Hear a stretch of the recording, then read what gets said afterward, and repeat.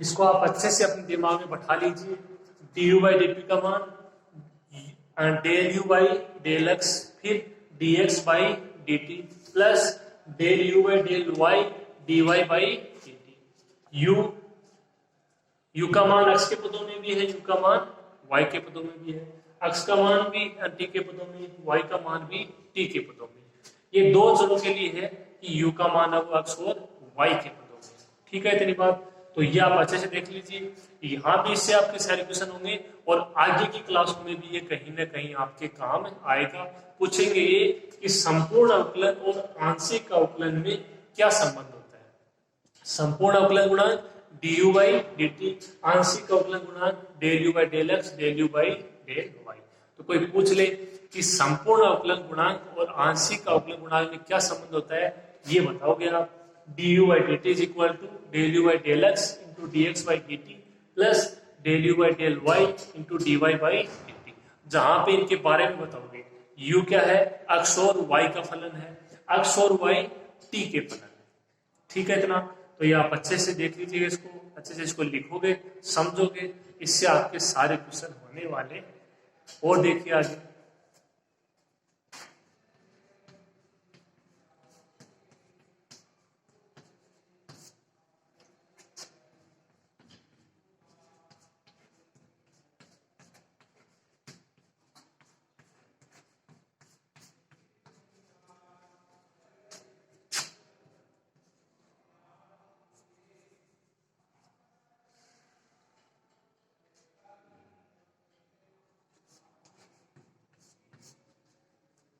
इसको बोलते हैं नेटा। थोड़ा सा चेंज है, u का मान है वो x y और z के पदों में है, x y z का मान t के पदों में है। ये फाई, ये साई, ये नेटा। n को थोड़ा सा यहाँ पे नीचे विस्तार कर देते हैं, इसको बोलते हैं नेटा। अगर आपके कहीं प्रतीक चिन्ह है तो आप देख लेना, इसको बोलते हैं नेटा। समझने वाली बात क्या है, u का मान x y और z के पदों में, x y और z का मान t के पदों में। ठीक है, तब यहां से देखो थोड़ा सा चेंज हो जाएगा।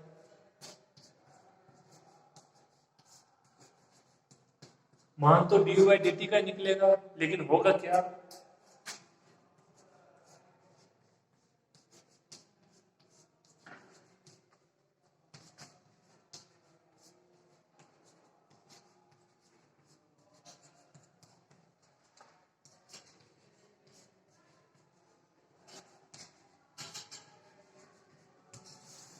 D you by D t is equal to del you by del x d x by D T plus del you by del Y D Y by D T plus एक पद और add हो जाएगा, del you by del z into d z by D t. तो चाहे 2 के लिए दे दे, चाहे 3 के लिए दे दे, चाहे 4 के लिए दे दे। यहाँ पे मान लो कोई एक और आ जाता एल, तो क्या जाता उसमें, del you by del l और डी एल बाई 2 आ जाए, 3 आ जाए, 4 आ जाए, आपको सबके लिए संपूर्ण अवकलन गुणांक और आंशिक अवकलन गुणांक में संबंध लिखना आना चाहिए। इसको आप लिखिए ऐसे कैसे, फिर अपन आगे बढ़ते हैं।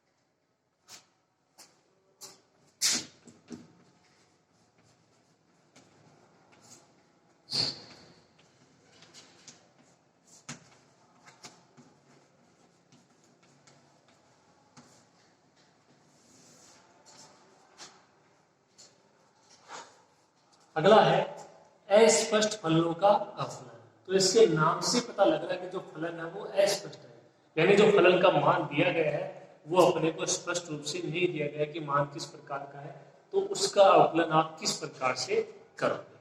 ठीक है, देखिए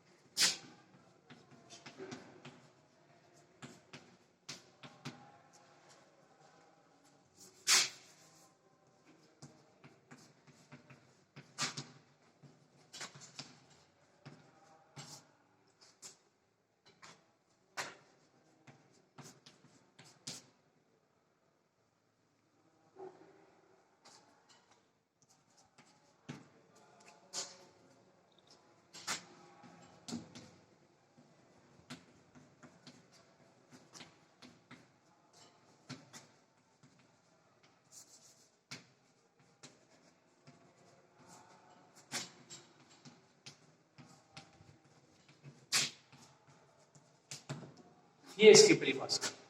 यदि fxy इज इक्वल टू 0 एक दिया गया समीकरण है तथा y का मान x के पदों में दिया गया है, y is equal to x square plus y square, y is equal to under root x, y is equal to sine x, इस तरीके से x के पदों में। अभी x के पदों में कैसा है, अस्पष्ट रूप से दिया गया है, मतलब अपन वहां से बोल नहीं सकते कि जो y का मान दिया गया है उसको हल आप किस प्रकार से करोगे। तो भाई y को क्या बोलोगे, x का अस्पष्ट फलन। ये एक बार परिभाषा के तौर पे समझिए, अभी होता क्या है उसको भी देखेंगे। आप अस्पष्ट फलन को किस प्रकार परिभाषित करोगे कि y का मान है वो x के पदों में अस्पष्ट रूप से दिया गया है, तो जो y है वो अस्पष्ट फलन होगा किसका, x का। y को क्या बोलोगे, अस्पष्ट फलन होगा वो किसका, x का। इतना क्लियर है। अभी इस परिभाषा को आप लिखिए, अब एक थ्योरम करते हैं, उससे पता लगेगा कि अस्पष्ट फलनों का आकलन आप किस प्रकार ज्ञात करते हैं। ठीक है, तो फटाफट इस परिभाषा को लिख लीजिए, फिर अपन आगे करते हैं।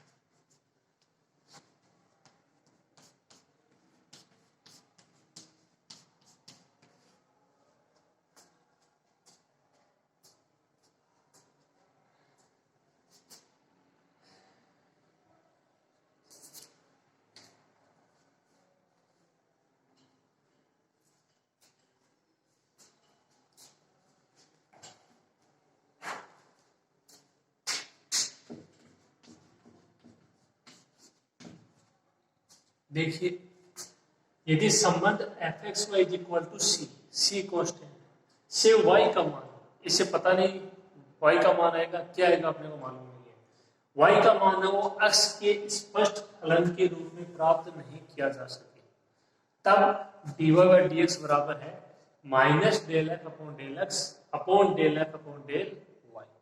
यानी आपको करना क्या है, ये आपको यूज में लेना जब स्पष्ट फलन दिखे। करना क्या है, f का x के सापेक्ष आंशिक अवकलन, f का ये आपको दिया हुआ f का y के सापेक्ष आंशिक अवकलन, इनका भाग दे दीजिए, क्या आ जाएगा dy बाई डी एक्स। ठीक है, देखो F x y is equal to c, f x y कोई फलन है, इसका मतलब इसका मान x और y के पदों में है और y का मान x के पदों में है। ठीक है, भले वो स्पष्ट है लेकिन y का मान है वो x के पदों में।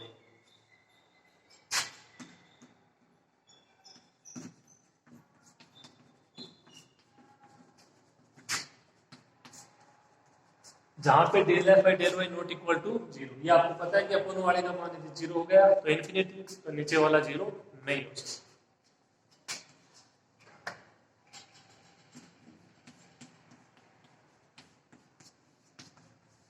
एफ एक्स वाई बराबर सी, ये दिया गया है।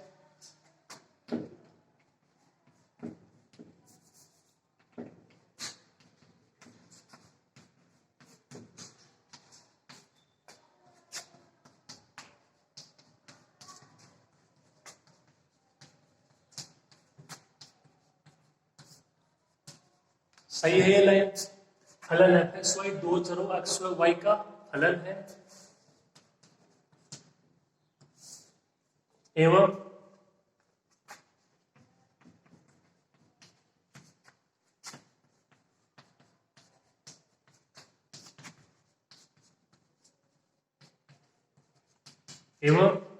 y का मान x के पदों में है। तब देखिए एफ एक्स वाई का मान है x और y के पदों में।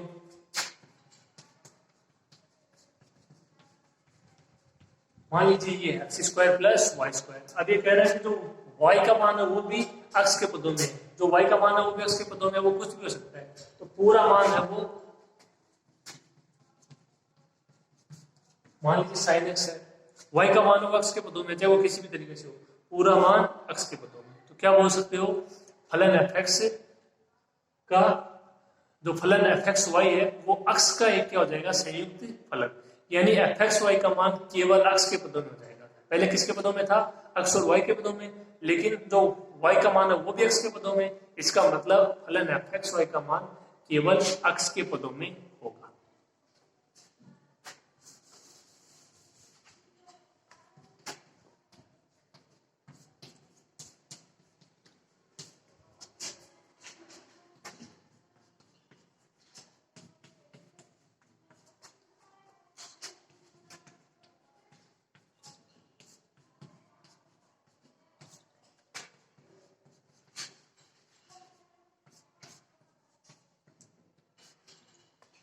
तब फलन एफ एक्स वाई को चर x का संयुक्त फलन ले सकते हैं। संयुक्त फलन मतलब जैसे अभी था कि जो u है स्टार्टिंग में लिखा u x और y का फलन है, x और y t का फलन है, तो u t का फलन है। इसी प्रकार u एफ एक्स वाई का फलन है, y x का फलन है, तो एफ एक्स वाई केवल x का फलन है।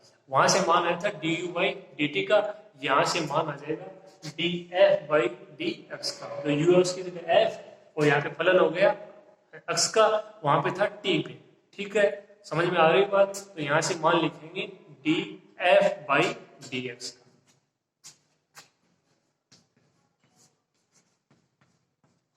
जो परिभाषा लिखी उसमें था du बाई dt, एक ही बात है। जो u है उसकी जगह f आप लिख सकते हो। वहां पे संयुक्त फलन था t का, यहाँ पे संयुक्त फलन x का। आगे मान देखो किस प्रकार से था, del F by del x, यहाँ पे क्या था del you by del x, f की जगह यू आ, जो यू है उसकी जगह एफ आ गया। फिर यहाँ पे था dx by dt, dx by dx। ठीक है, जो t है उसकी जगह x। ये था del u by del y, del f by del y। फिर क्या था dy by dt, dy by dx, dy by dx। तो ये अगर आपको इसमें आ गया लिखना तो ये थ्योरम हो जाएगी। बिल्कुल आसान ही थ्योरम है। ये स्टेप इसमें सबसे इंपॉर्टेंट है। ये कहां से लिखी, जो आपने अभी अभी संपूर्ण अवकल गुणांक उसकी परिभाषा लिखी है उसी से। अंतर ये है, जो आपने लिखा था u बराबर एफ एक्स वाई, तो चाहे u लिखो चाहे f लिखो, वहां पे जो आपका फलन था u वो आ गया था ना t के पदों में, यहाँ पे किसके पदों में आ गया, x के पदों में आ गया। आया कैसे मैंने आपको बता दिया। ठीक है, आप इसको लिखिए फिर हम आगे करते हैं।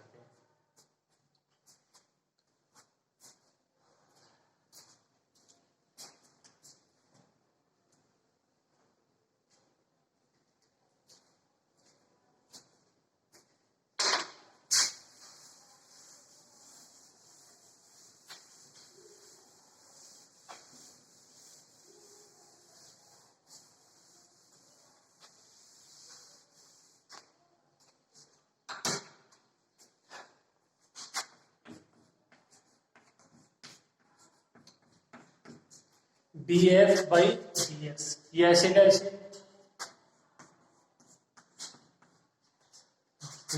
ये ऐसे कैसे del F by del x, dx by dx, x का एक्स के सापेक्ष संकलन 1, इसका मान 1,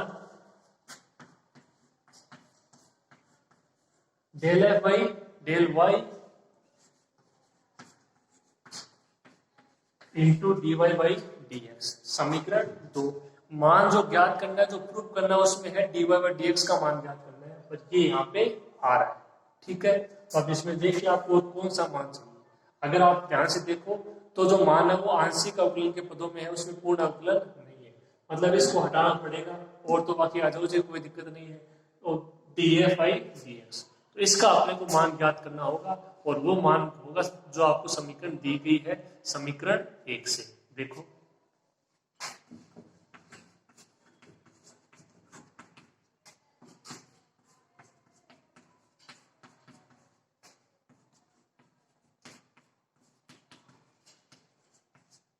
F x Y equal to C, जहां पे सी क्या है, कोई कांस्टेंट है। अच्छा, ठीक है, इतना।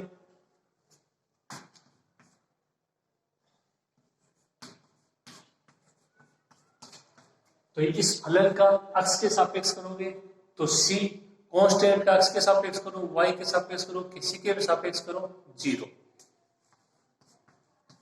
df बाई dx का मान 0 हो जाएगा आसानी से। ये समझिए कि f का मान c है, ठीक है, तो df बाई dx का मान 0, कांस्टेंट का अवकलन 0। समीकरण 3 से मान रखोगे कहां पे, समीकरण 2 में।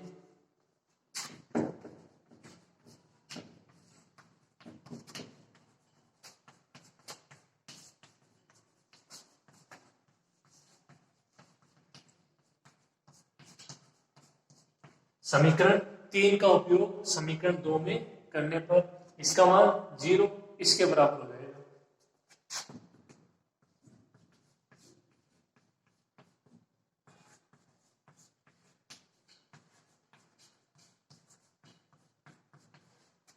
ये ऐसे कैसे, और इसका मान 0। मान किसका ज्ञात करना है, dy बाई dx का। ये पद एक तरफ, ये प्लस का, उधर जाके माइनस का।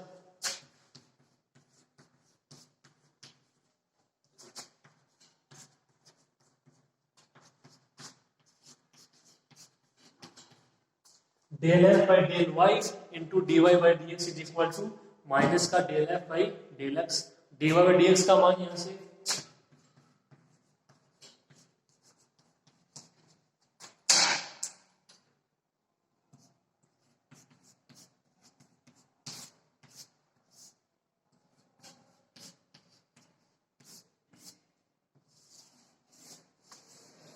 D Y by D X का मान minus del F by del x upon del F by del Y.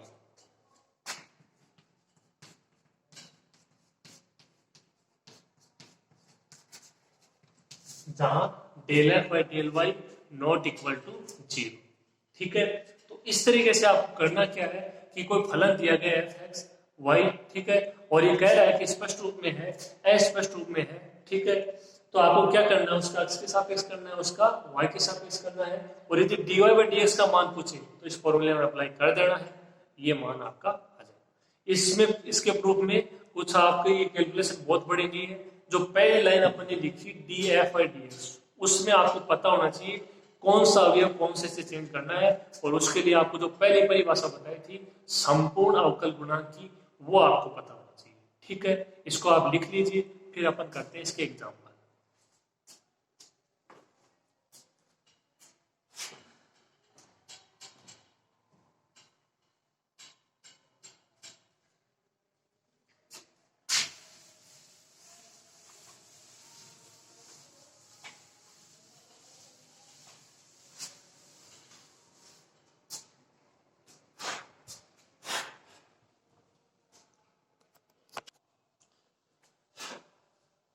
देखिए एग्जांपल स्टार्ट करते हैं अपन इसके।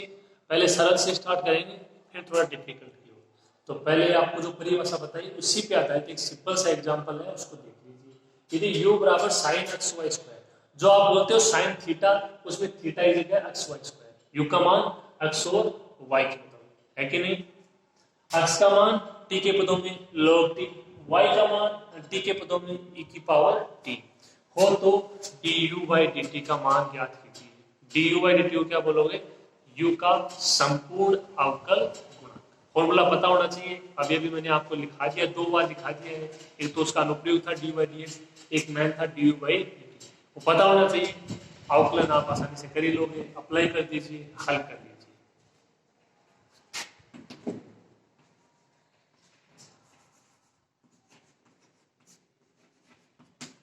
D you by D T का मान होता क्या है? Del you by del x into d x by D t, del you by del Y into D Y by D t. तो इनके चारों के मान आपको ज्ञात करने।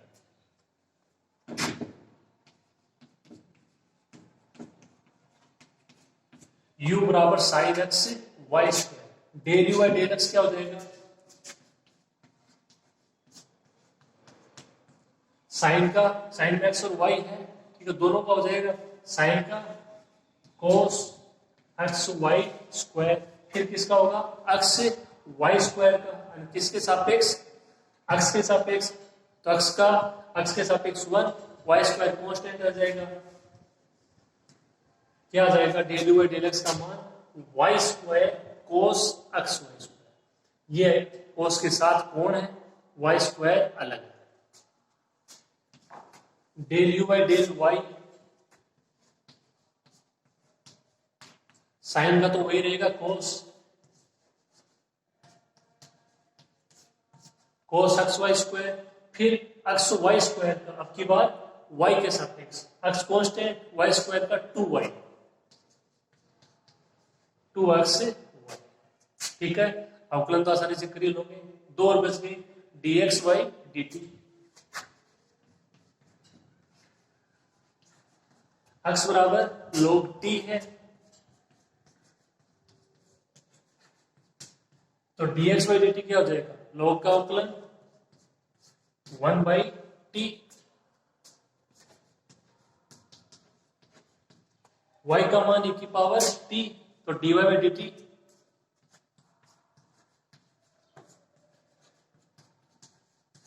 e की पावर t का e की पावर t।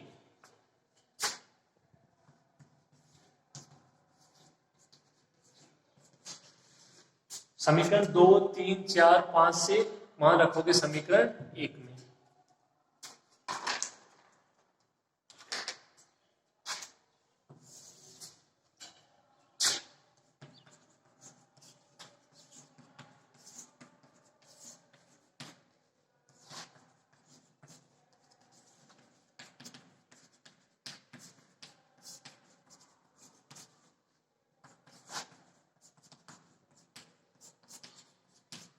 समीकरण 2, 3, 4, 5 का उपयोग समीकरण 1 में करने पर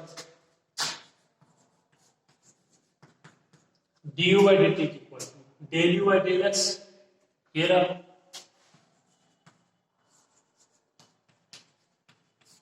Y square cos x y square dx by dt 1 upon t,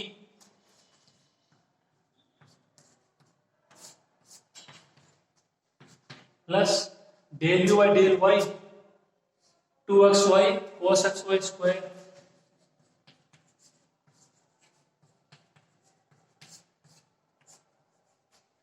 into D Y by D t e की पावर टी। आसान सा क्वेश्चन है, बिल्कुल कोई दिक्कत नहीं है इसमें, ठीक है, लिखो इसको।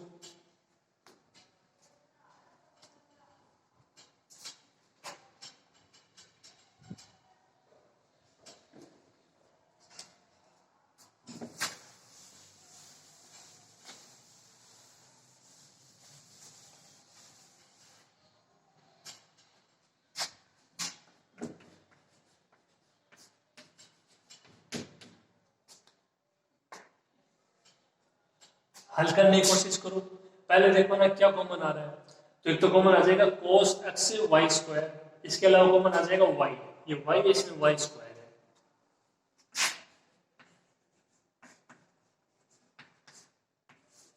y cos x y square, यहां से क्या बचेगा y अपॉन टी, प्लस यहां से बचेगा 2x e की पावर t,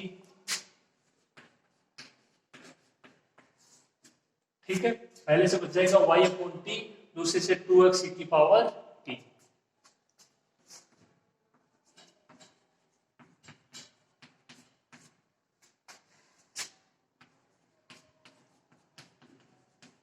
e की पावर t है वो मान किसका है, y का मान है, दिया गया मान आपको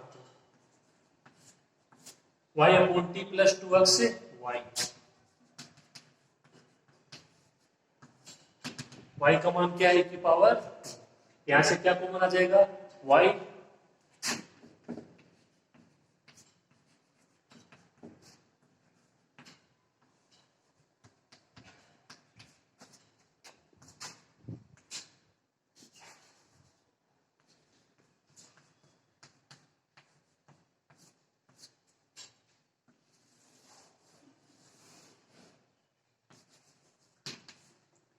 y कॉमन आ जाएगा, y पहले से है y स्क्वायर कोस x y स्क्वायर, यहां से 2x बच जाएगा प्लस का 1 अपॉन टी, ये इसका आंसर, बस इतना सा।